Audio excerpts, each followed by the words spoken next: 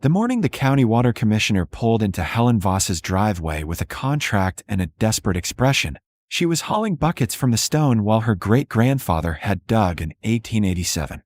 The same well the Farm Bureau engineer had called an archaeological curiosity with zero practical value 9 months earlier.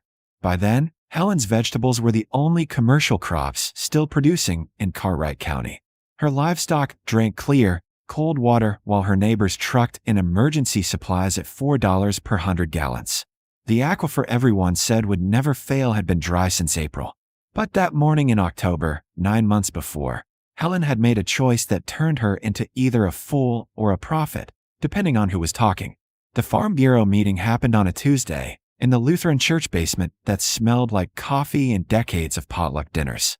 Helen sat near the back while Marcus Webb, the regional water management specialist, gave his presentation on the new irrigation district. Deep wells, Marcus said, clicking through slides of drilling rigs and PVC piping.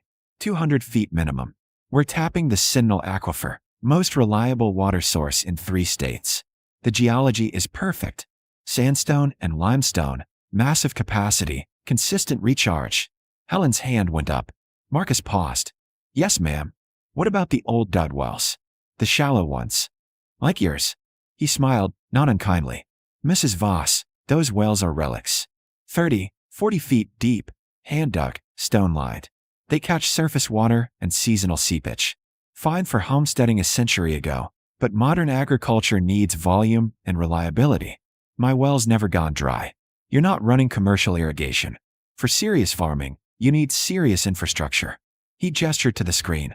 The co-op rate for the irrigation district is $12,000 per connection, amortized over 10 years. Gets you tied into a system that'll support this county for generations. Around the room, farmers nodded. Helen saw Doug Peterson lean over to whisper something to Martin Cross. Both men glanced her way, suppressing smiles. After the meeting, she stopped Marcus at the coffee table. That aquifer. What's the recharge rate? He added creamer to his cup. It's excellent. Fed by precipitation across a watershed of, what happens if we get a drought? Real drought, longer than a season. Mrs. Voss, the Sentinel's been studied extensively. It's stable. Stable like nothing ever changes, or stable like it usually works? His professional courtesy thinned slightly. If you're not interested in joining the district, that's fine. But I'd hate to see you limit your operation because of sentiment about an old hole in the ground. Helen's daughter Paige called that night from Portland. Mom, I heard you made a scene at the Farm Bureau. I asked questions. Doug Peterson's wife told half the book club you were lecturing the water engineer about geology. You didn't even go to college. Your great-grandfather didn't go to college either. He knew where to find water. That was different. That was, Mom, everyone's joining the district. Are you really going to be the only one who doesn't? Helen looked out the kitchen window at the stone well, its wooden cover silvered by moonlight. Her great-grandfather had hired a dowser. Yes, a man with a forked stick, and dug by hand through 31 feet of Missouri clay and limestone. The well had fed the family through the Dust Bowl, through the drought of '54, through every dry spell in living memory. I'm keeping my $12,000, Helen said. For what? For what comes? Paige sighed the way she'd been sighing since she was 14. You're being stubborn. I'm being careful. By December, every farm in the district was connected except Helen's. The drilling rigs moved through like a traveling circus, punching holes 200 feet deep, installing pumps that could move 100 gallons per minute. The farmers talked about expansion, about pivots and productivity. Helen worked her 28 acres the way she always had. Drip irrigation from her old well, crops chosen for drought tolerance, rotations her grandmother had taught her. At the feed store, Marcus Webb saw her loading salt blocks and came over. Helen, still time to join. We extended the enrollment period. I'm fine.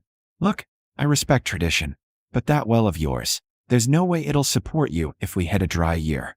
The shallow water table is the first thing to drop. Maybe. Not maybe. Hydrology. Science. She met his eyes. My great-grandfather dug that well because the dowsers said there was water that came from somewhere else. Somewhere deeper, feeding up through a crack in the bedrock. Old vertical seam. Marcus's expression went carefully neutral. Mrs. Voss, dowsing isn't real. It's confirmation bias and luck. Call it what you want. Water's still there. He shook his head, but gently, the way you'd respond to someone explaining they don't believe in gravity. Take care of yourself, Helen. By spring, when the rain stopped and didn't come back, those words would sound different. But that day in December, Helen just loaded her truck and drove home, past the new well sites with their concrete pads and electrical boxes, back to the stone circle where water waited in the dark, cold and patient and impossibly, stubbornly present. The rain quit in March. Not gradually. It just stopped, like someone had turned off a faucet. By April, the Weather Service was using terms like atmospheric blocking pattern and unprecedented precipitation deficit. By May, the Sentinel aquifer was dropping 2 inches per week. Helen saw it first in her neighbors' faces at church. Doug Peterson looked gray, older. His cornfields, those grand pivots spinning over 200 acres, had started showing stress. The pivots still turned, but the plants beneath them were stunted, leaves curling despite the constant spray. "How much water are you pulling these days?" someone asked him in the parking lot. "Enough to drain my savings and pumping costs." Doug tried to laugh. "Things so far down now, the electricity bills double what they told us it'd be." Helen's well sat 20 feet from her kitchen door. Her garden sprawled across 3 acres, tomatoes, beans, squash, melons, all of it deep green and producing. She'd run her drip lines, pulling 60 gallons a day, and the well never wavered. The water level stayed constant at 28 feet, cold and clear when she dropped the bucket to check. At the co-op in June, she heard Marcus Webb on someone's speakerphone, his voice tight. "The aquifer's responding to the drought exactly as predicted. We're seeing drawdown, but it's within normal parameters." Normal? That was Martin Cross. "Marcus, my well's dropped 60 feet. You said 200 feet would tap infinite water." "I said reliable water. Look, this is a historic drought. Once the rains return." "When?" "The forecast shows nothing through August." Helen bought her chicken feed and left. She didn't need to hear more. The evidence was in the ground, and the ground didn't argue. Her daughter called that night. "Mom, I'm seeing news about Missouri drought. They're saying Cartwright County is in exceptional status. It's dry. How's your water?" Helen looked out at the garden, lush in the evening light. "Fine. Fine like you're rationing, or fine like actually fine?" "Well's the same as it's always been." A long pause. "The old one?" "Mom, how is that possible?" "Your great-grandfather knew what he was doing." By July, the county extension office was running emergency workshops on drought management. Helen attended one, sat in back. Marcus Webb looked like he'd aged 5 years in 5 months. His presentation focused on conservation, supplemental trapped water, crop insurance. During questions, a woman Helen didn't know raised her hand. "What about the Voss place? I drove past there yesterday. Her garden looks like it's in a different climate." Heads turned. Marcus cleared his throat. "Mrs. Voss is operating on a much smaller scale, with minimal irrigation needs. She's selling vegetables at the farmer's market." The woman interrupted. "Tomatoes like it's May. My plants are dead." Helen felt the weight of 30 pairs of eyes. "Helen," Marcus said carefully, "you want to share what you're doing?" She stood, felt the attention, the desperate curiosity. "I'm using the well my great-grandfather dug. That's all." "The shallow well." Someone laughed, confused. "That's impossible. Those wells should be dust by now." "Maybe it's not shallow all the way down," Helen said. "Maybe it hit something else." Marcus's professional composure cracked slightly. "Helen, we've got geological surveys of this whole county. There's no secondary water source at shallow depths." "It's not. That's not how aquifers work." "Then I can't explain it," Helen said. "I just know what's there." She left during the break, but not before she heard the murmuring. Saw the looks, some skeptical, some calculating, all of them thirsty. The county commissioner came by 3 days later, a man named Gerald Stott, who'd held office for 16 years by being friendly and forgettable. He stood by Helen's well, peering down into the dark. "Mind if I drop a line? Check the depth." Helen handed him a weighted string. He lowered it, counting under his breath, then pulled it up. The wet mark showed 28 feet, 6 inches. "How much are you pulling daily?" 60 gallons, give or take." He checked his notes. "Helen, I'm going to be straight with you. We've got 9 farms in this county on the edge of total loss. The irrigation district wells are tapping out. They're having to drill deeper, and it's costing a fortune. Meanwhile, you're sitting on water that apparently doesn't care about the drought." I'm aware. Would you consider sharing? We could run a temporary line. Pull maybe 300 gallons a day. No. Gerald blinked. I'm sorry. This well's fed my family for 137 years because we've never overpumped it. We take what we need, not what we want. You start pulling commercial volumes, you'll kill it. You don't know that. I know exactly that. My great-grandfather knew it. That's why he stopped at 31 feet instead of going deeper. He hit the seam and knew enough to leave it alone. Gerald's friendly expression hardened. People are suffering, Helen. People made choices. They laughed at me for keeping this well. Now they want what I kept. So you'll just let your neighbors fail? Helen looked past him at the garden, at the careful rows, at the work of patient hands and old knowledge. I'll sell them vegetables. I'll share what the land gives me to share. But I won't drain this well to fix a problem they made by trusting engineers over water. Gerald left angry. That night, someone spray-painted selfish on her mailbox. Helen scrubbed it off at dawn, then went back to work. August came in with temperatures over 100 and stayed there. The Cartwright County Reservoir dropped below 20% capacity. The regional news ran stories about the agricultural crisis, failed crops, dead livestock, farmers facing bankruptcy. The irrigation district filed an emergency petition to drill exploratory wells at depths exceeding 400 feet. Helen's well ran clear and cold at 28 feet, 6 inches. Unchanged. The hate lasted 3 weeks. Letters to the editor calling her selfish, a hoarder, unneighborly. Someone left a dead plant on her doorstep with a note. Thanks for nothing. At church, people avoided her pew. Helen kept working, kept selling vegetables at the farmer's market. Tomatoes, cucumbers, beans, everything grown with water that shouldn't exist. She charged fair prices, not premium, and every Saturday her booth sold out within an hour. The turning point came on August 15th. The irrigation district's new deep well came in dry at 430 feet. The driller called it geologically improbable, but couldn't deny the results. No water. The Sentinel aquifer, the reliable formation that would support generations, had simply withdrawn deeper than anyone could economically chase. That afternoon, Marcus Webb came to Helen's farm. He didn't get out of his truck immediately, just sat there looking at the garden, at the stone well, at the physical evidence of being catastrophically wrong. Helen was thinning carrots. She stood, wiped her hands on her jeans, and waited. Marcus finally emerged.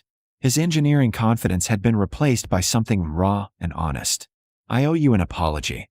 You owe me nothing. You owe yourself some humility. We tested that aquifer for 3 years. The models were solid. Models aren't the land, Marcus. The land does what it does. He looked at the well. Would you let me study it? Properly? I need to understand how this is possible. You can study it after the drought breaks. Right now, I need it working, not measured. Helen. He stopped, started again. The county's in trouble. Real trouble. We've got livestock dying, farmers abandoning fields. We need water. And you want mine. I'm asking if there's a way. Anyway, maybe if we pull carefully, monitor constantly. No. His jaw tightened. People are desperate. Then people should have listened 9 months ago when I said old wells existed for a reason. Helen's voice stayed level, but firm.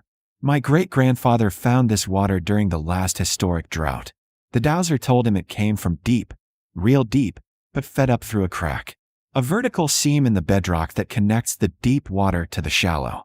Long as you don't overpump the shallow end, the deep keeps feeding it. But you pull too hard, you collapse the seam, and it's gone forever. Marcus absorbed this. That's actually consistent with some karst geology formations. If there's a fracture in the underlying limestone, he caught himself. Can we at least test the theory? Core samples, flow rate analysis, after the drought. Helen, please. I'll sell water, she said. Not access. Not pumping rights. Water. 10 gallons per farm per day, hand-drawn, from my buckets. They come here, they carry it home. They use it for their kitchen and their animals, and they make it last. That's what I'll share. Marcus stared at her. 10 gallons won't save a commercial operation. No, but it'll save the people running them. And maybe teach them something about limits. The first farmer came the next morning. Dodd Peterson, who had laughed at the Farm Bureau meeting, who'd called her well an archaeological curiosity. He pulled in driving his 15-year-old pickup instead of the new one, and he walked to her door with his hat in his hands.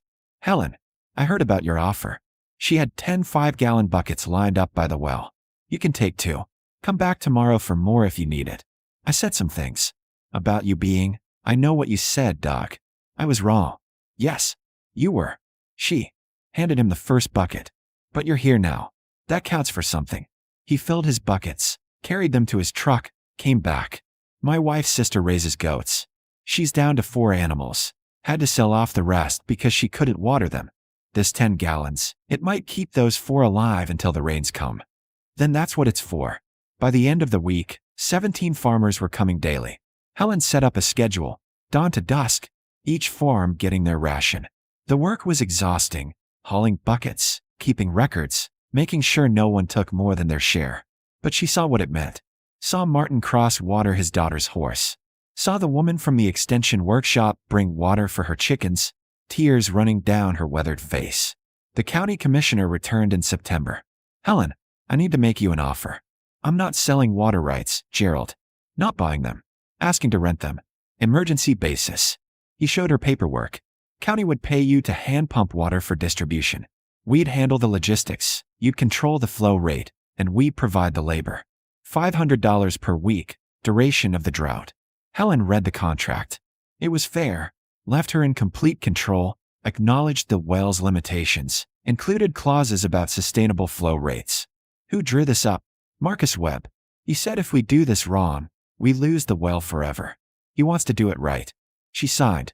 The county program started October 1st. Every morning, volunteers came to hand pump water, 50 gallons per day, distributed to families and small livestock operations, prioritized by need not by farm size.